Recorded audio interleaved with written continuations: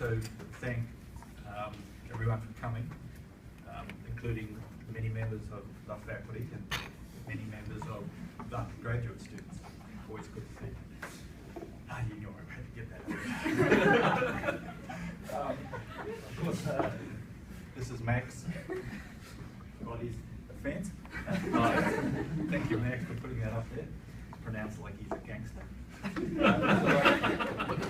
guys wanted a monologue, right? I'd of course like to acknowledge Max's advisor, Don, and members of his committee, Zunli, Laura, and Scott as well. And that's, and of course the procedure is Max will give a talk presentation for about 25 minutes or so.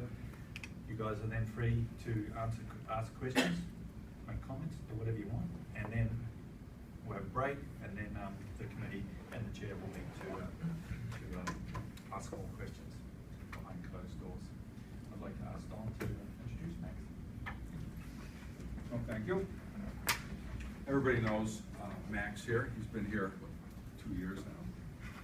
And I forgot when I first met you. Was it GSA? Skype. Awkward. Close. Oh, what are you doing? But it's true, his name is pronounced like the crime lord. Gotti. It took me a couple of years to figure that out, actually. And I used to call him the Gade. Max was interested in looking at contaminant issues.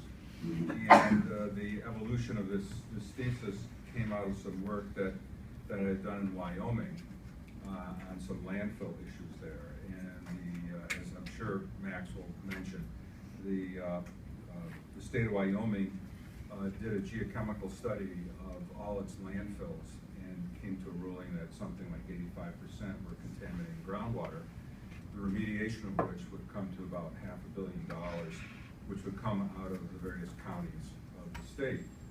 And they produced a very difficult to work with database that I managed to get a hold of.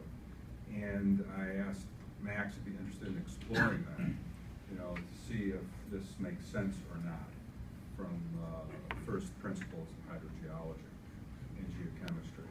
So this is one of my group that's doing a fairly applied thesis, although there is some basic science in it as well, related to travel times and so forth of groundwater using isotopic mass balance modeling. So I'll let it go over here to you and go for it.